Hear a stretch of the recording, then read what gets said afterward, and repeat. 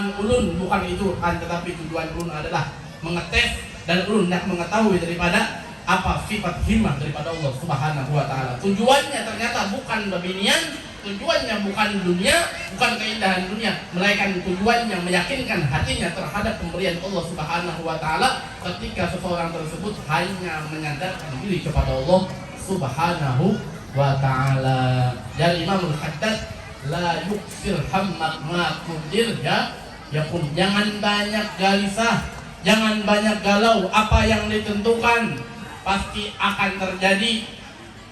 Jangan takutan yang bujang-bujang, jangan takutan jujuran larang hari ini 25 juta, 30 juta, banyak yang bujang balu. Lagian kalau kau mau jujur, kenapa? Larang. Tapi apa? Yakinlah kepada Allah bahwa engkau tidak akan pernah mempunyai bini pohon jambu.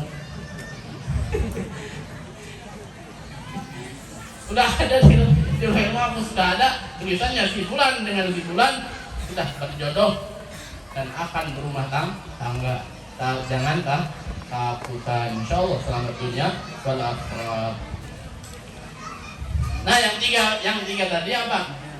Yang tiga tadi jar Nabi daripada Bani Israel. Yang tiga adalah yang pertama khafallah, takut kepada Allah Subhanahu wa taala.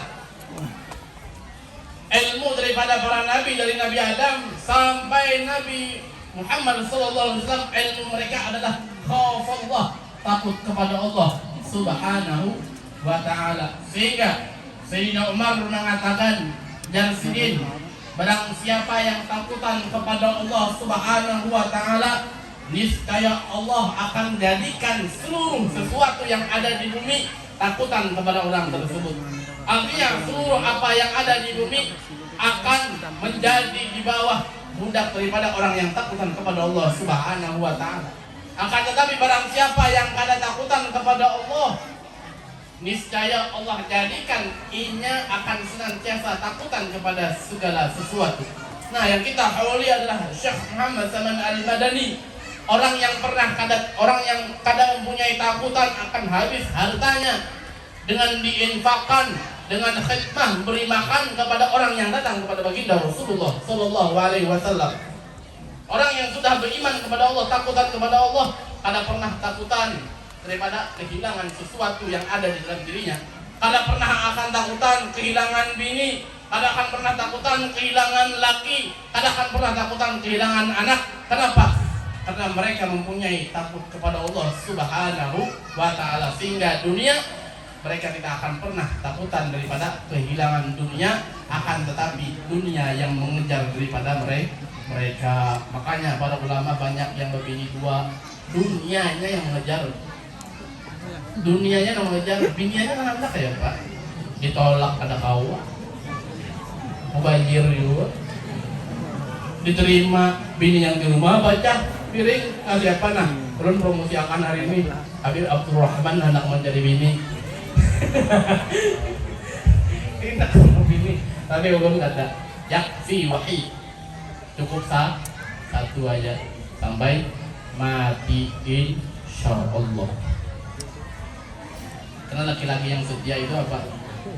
Yang menerima dengan kekurangan. Sallallahu alaihi Muhammad. Nah, takutnya daripada Nabi Adam alaihi salam, takutan Nabi Adam alaihissalam ini adalah sekali bermaksiat kepada Allah, kemudian diturunkan Nabi Allah Adam ke dalam bumi, dan saking takutannya kepada Allah dan malunya kepada Allah, sehingga Nabi Adam diceritakan 300 tahun kada pernah mengangkat kepala dan meminta kepada Allah Subhanahu wa taala. 300 tahun kada pernah mengangkat kepala. Sekali maksiat, kita maksiat setiap hari, malam sore maksiat, belongak aja kepala atas. Lidah ini terkolok di belongak, dada di belongak. Bahkan menantang, ada seorang maksiat datang kepada Hasan al-Basri. Wahai Imam Hasan al-Basri, ulunina bermaksiat kepada Allah, ahli maksiat, kenapa ulun kada dapat daripada siksaan daripada Allah Subhanahu wa taala? Kada mendapatkan takdir daripada Allah Subhanahu wa taala.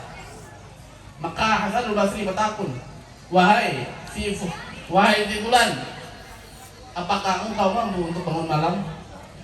Apakah engkau salat subuh? Apakah engkau sembahyang subuh? Dijawab oleh daripada orang yang pemaksiat tersebut, sungguhnya aku pada pernah melakukan salat tersebut. Ketika aku meninggalkan perintah salat, lihat mana buktinya Allah mengajak aku. Lihat, tetap hidupku nyaman, rumah ganal, mobil banyak. Maka ajar Hasan al-Basri, ketahuilah, cukup bagi engkau azab daripada Allah yang terpedih adalah ketika Allah jadikan engkau, hati engkau jauh kada mau tunduk kepada Allah Subhanahu wa ta'ala, kada pernah mau tunduk kepada Allah, kada pernah bersujud kepada Allah. Itu adalah siksaan, azab terbesar bagi orang yang maksiat kepada Allah Subhanahu wa ta'ala. Bukan dibangkrutkan hartanya, karena dunia ketika diciptakan oleh Allah, dari awal diciptakan Allah kada memandang akan dunia kecuali 3 perkara. Dengan sebab 3 perkara. Yang pertama, orang yang belajar ilmu dan mengajarkan ilmu, dan orang yang senantiasa berzikir kepada Allah Subhanahu wa ta'ala. Kalau pada yang itu, maka Allah kada pandang dunia. Kalau kana dunia indallah janaha ba'dan la syaqqal kafiru min syurbal ma. Andai dunia ini di sisi Allah ada harganya walau 1 sayap daripada sayap nyamuk apakah? Kalau udah lalat, 1 sayap lalat ada nilainya di sisi Allah. Niscaya orang kafir yang kada beriman kepada Allah, yang kayanya luar biasa, kada akan diberikan 1 teguk daripada banyu pun kada diberikan. Andai ada nilainya, tapi Allah kada ada memandang dan kada ada nilai di sisi Allah dunia, sehingga seluruh daripada hamba-hamba Allah yang beriman, yang kada beriman diberikan oleh Allah. Akan tetapi hal-hal semacam ini kada diberikan melainkan kepada orang-orang yang beriman. Mudah-mudahan kita termasuk orang yang beriman kepada Allah Subhanahu wa ta'ala. Terakhir, pernah 3 nih, 1 aja terakhir bila Anda tahu yang 2-nya, insyaallah kita tahu ulang. Dalam kitab Fawaidul Mukhtarah diceritakan bahwa dulu ada Nabi Allah Musa ini pernah didatangi seorang perempuan yang bermaksiat. Wahai Nabi Allah Musa, ulun ini pemaksiat, belum sudah taubat kepada Allah, belum sudah istighfar kepada Allah. Pian wahai Nabi Allah Musa, mintakan kepada Allah, piankan kalimullah, piankan mampu berbicara kepada Allah, mintakan kepada Allah supaya Allah menerima taubat ulun dan menerima istighfar ulun.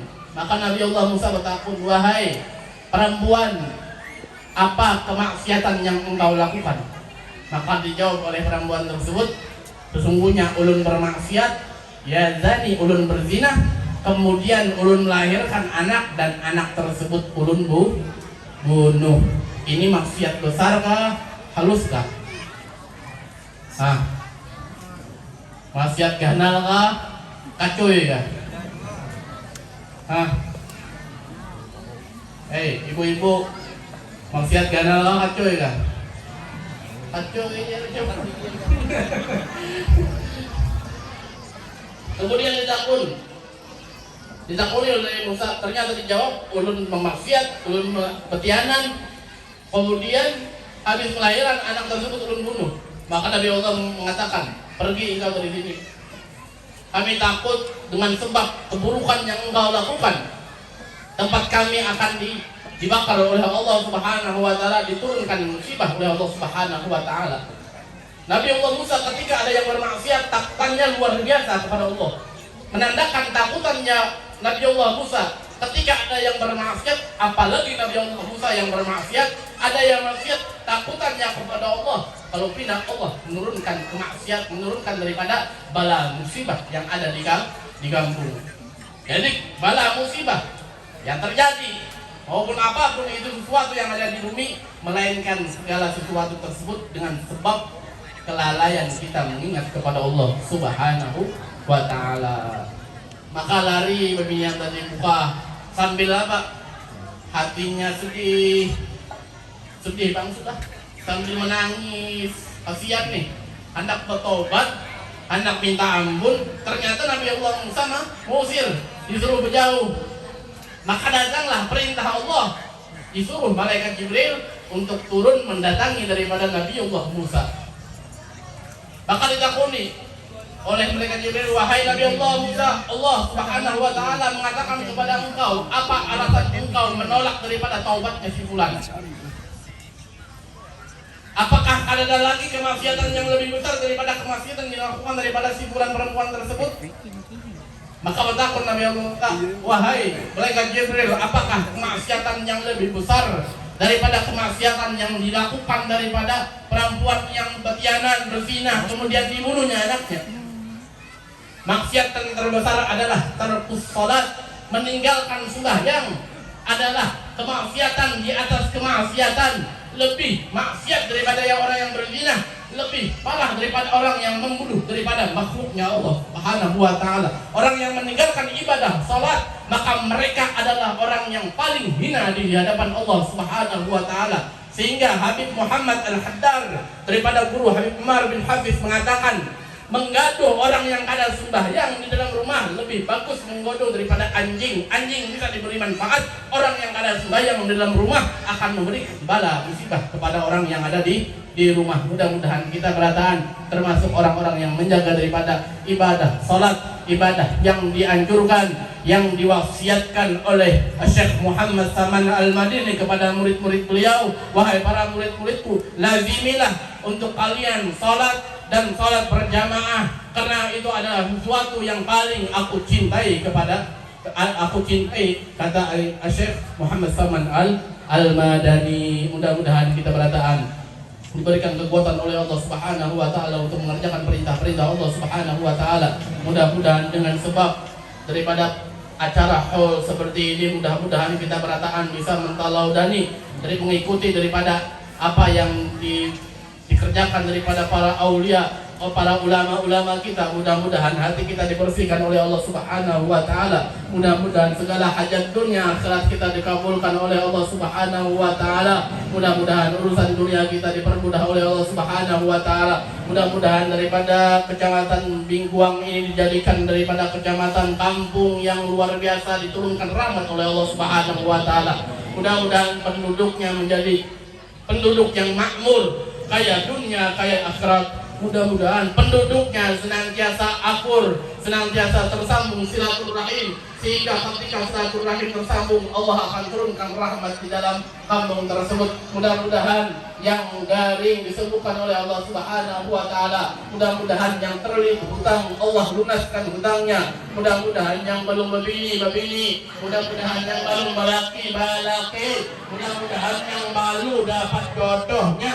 Mudah-mudahan yang sudah dapat jodohnya juga. Amin ya rabbal alamin. Kurang lebihnya ulun minta maaf, minta Allah, minta halal apabila ada panjuran ulun, perkataan dan ulun yang menyinggung perasaan pian, ulun minta maaf, seribu maaf. Terlebihnya kepada para ulama, guru-guru kita, para pejabat kita, ulun ucapkan ampun dan maaf. Wassalamualaikum warahmatullahi taala wabarakatuh.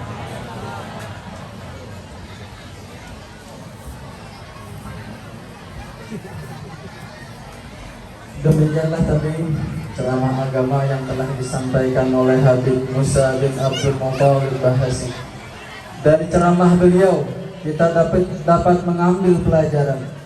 Yang pertama, ada dua sifat yang di dalam diri kita itu yang jangan sampai hilang. Yang pertama adalah sikap husnudzon kepada Allah Subhanahu wa taala. Kemudian yang kedua adalah sifat takut kepada Allah Subhanahu wa taala, melebihi takut daripada yang lainnya. Berlanjut ke acara berikutnya yang adalah tahlil sekaligus doa.